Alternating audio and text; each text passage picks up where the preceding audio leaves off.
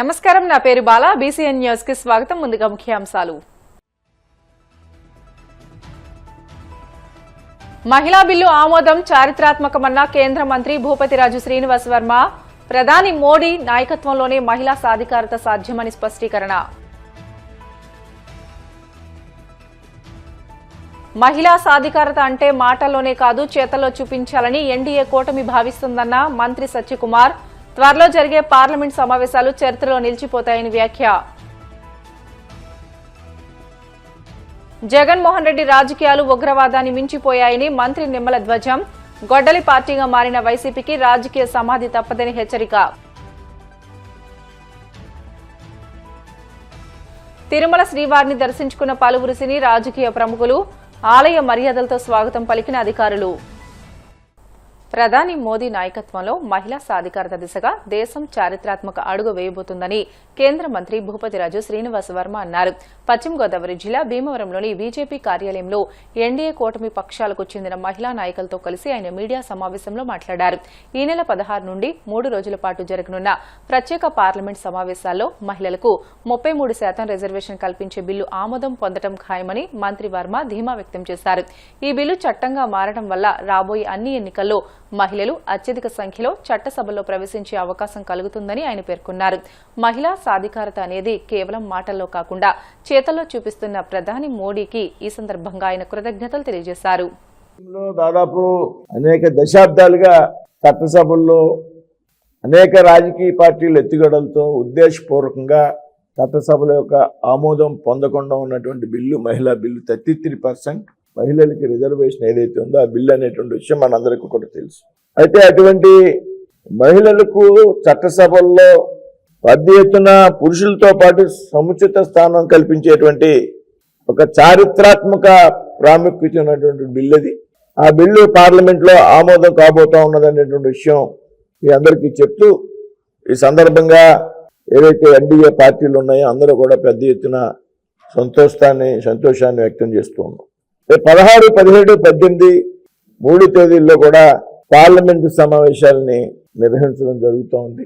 ఈ సభల్లో 33% మహిళా రిజర్వేషన్ల చారిత్రాత్మక బిల్లు ఆమోదం పొందబోతూ ఉన్నది. దీనికి ప్రధానమైనటువంటి కారణం భారత ప్రధానమంత్రిగా ఉన్నటువంటి నరేంద్ర మోడీ గారి యొక్క నాయకత్వంలో ఆయన యొక్క చొరవ కారణంగా చాలా పార్టీలు చాలా రకాలుగా దీన్ని వ్యతిరేకించినప్పటికీ కూడా ఇవాళ బిల్లుని ఆమోదింపు చేసేటువంటి దిశగా ప్రయత్నం చేసినటువంటి నరేంద్ర మోడీ గారికి మీ అందరూ కూడా ప్రత్యేకమైనటువంటి ధన్యవాదాలు తెలియజేస్తూ ఉన్నాం.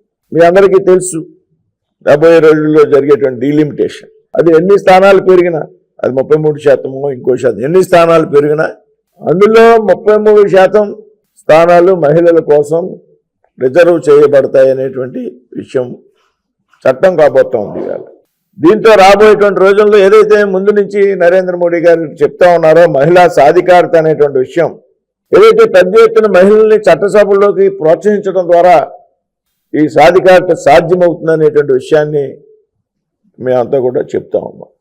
ప్రతి డిలిమిటేషన్ జరిగేటప్పుడు కూడా ఈ మహిళలకు రిజర్వేషన్ అయినటువంటి స్థానాలు మారుతూ ఉంటాయి. అంటే ఒక సైక్లింగ్, మళ్ళీ డిలిమిటేషన్ వస్తే మళ్ళీ ఒక 20 సంవత్సరాలు, అప్పుడు మళ్ళీ కొన్ని ఆ పార్లమెంట్లు కాకుండా మళ్ళీ కొత్త పార్లమెంట్, అంటే దేశం అంతా కూడా క్రమంగా ఎంపీలు ఎమ్మెల్యేలు అంతా పెరిగేటువంటి అవకాశం ఉంటుంది అనేటువంటి విషయాన్ని మేము చెప్తూ బిల్ డీలిమిటేషన్ ఉన్నదని చెప్తా ఉన్నాము.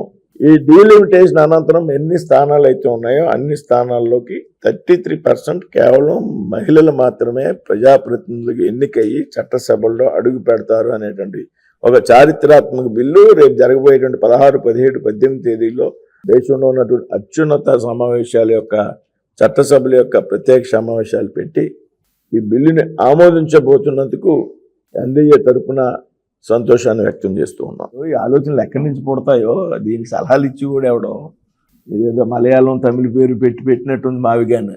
కాబట్టి ఎన్ని సాధ్యమయ్యే విషయాలు, ఇంకా మావిగాని అంటే మేము చట్టసభలో రేపు రాష్ట్రపతిని ఎందుకు కలుస్తున్నాం?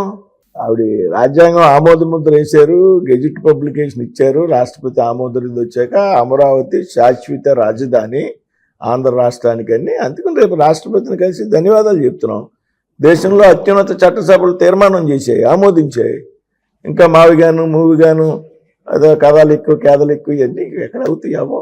మావిగాను అంటే పిచ్చివాడు అని వచ్చిందా? అయ్యో నాకు తెలియదు.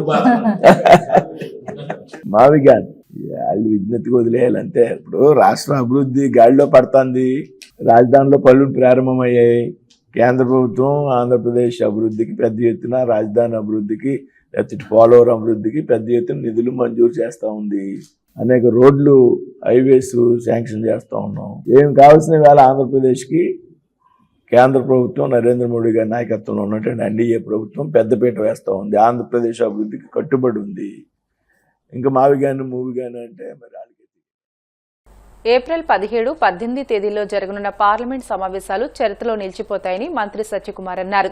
దేశంలో 50% మంది మహిళలు ఉన్నా కేవలం 13% మందికి మాత్రమే చట్టసభల్లో ప్రాధాన్యత ఇస్తున్నామని, మహిళా సాధికారత అంటే మాటల్లోనే కాదు చేతల్లో చూపించాలని ఎన్డీఏ కూటమి భావిస్తుందని చెప్పారు.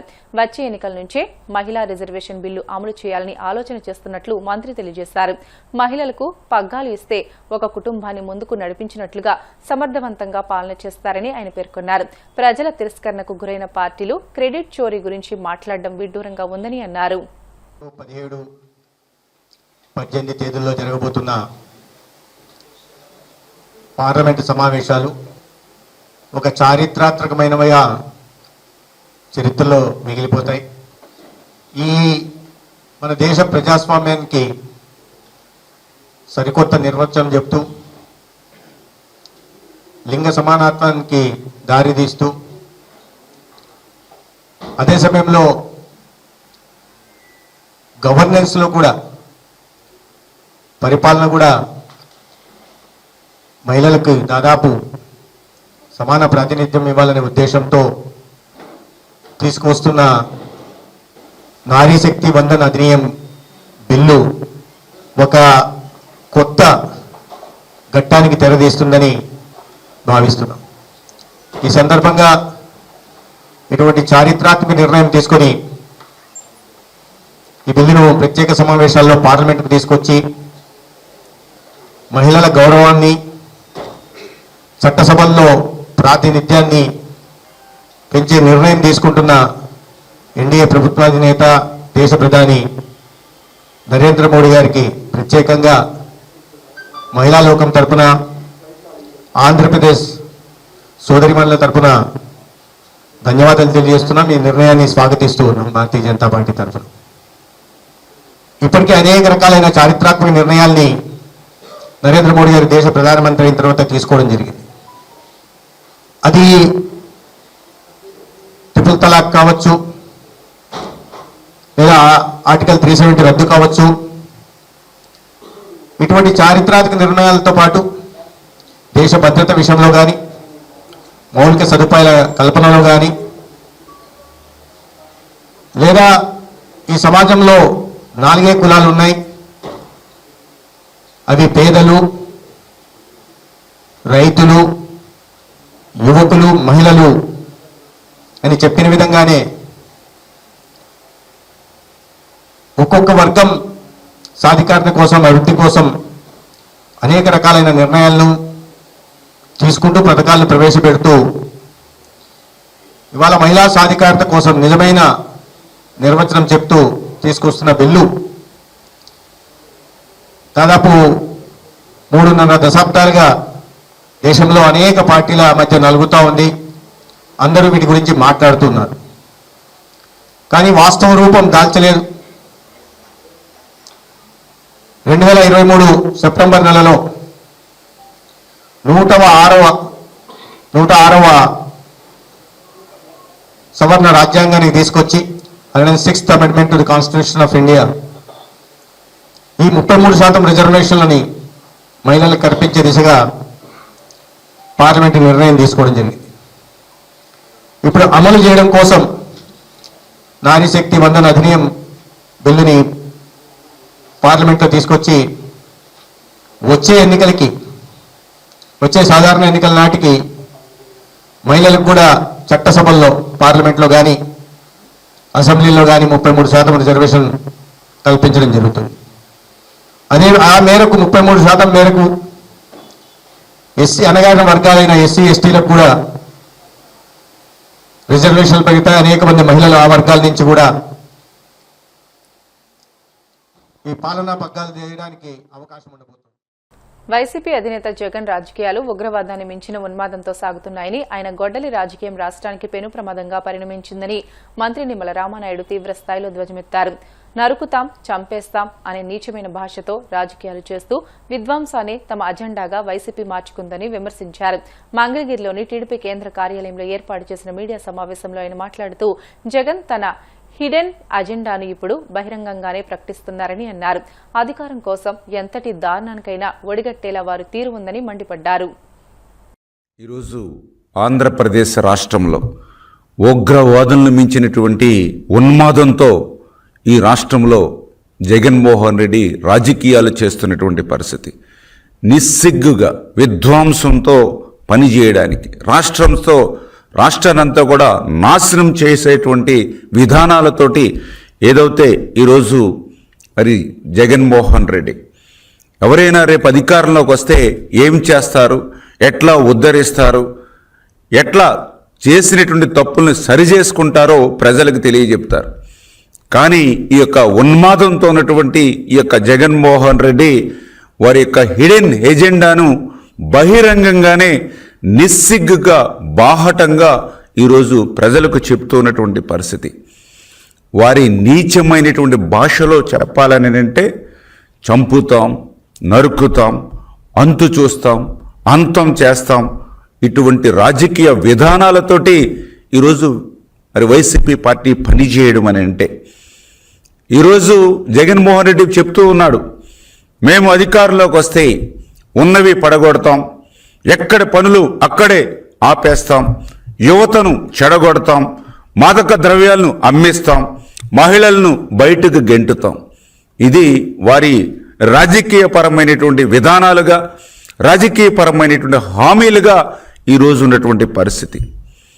వాళ్ళు చెప్తూ ఉన్నారు, వాళ్ళ విధానాలు చెప్తూ ఉన్నాయి, మాకు బంధుప్రీతి లేదు, బయట వారైనా సొంత బాబాయ్ అయినా మా యొక్క రాజకీయానికి కావలసి వస్తే, మా రాజకీయాలకి అడ్డొస్తే అంతం చేస్తాం, గొడ్డల పోటుకి వేటేస్తాం అనేటువంటి మెసేజ్ని ఈవేళ ప్రజలందరికీ కూడా వాళ్ళు తెలియజెప్తున్నటువంటి పరిస్థితి. మహిళలను ఈరోజు చెప్తూ ఉన్నారు జగన్మోహన్ రెడ్డి, నా సొంత తల్లి, నా సొంత చెల్లెలతో సమానంగా మహిళలను చూసుకోవడం, అంతకంటే ఎక్కువగా మహిళలకు ఏం కావాలో పని చేస్తానని చెప్పడం అని అంటే నిజంగా మహిళల పట్ల కూడా ఆ నయవంచక మహిళా విధానం ఎట్లా ఉంది అనేది మరి ఈవేళ మహిళలు కూడా అర్థం చేసుకున్నటువంటి పరిస్థితి.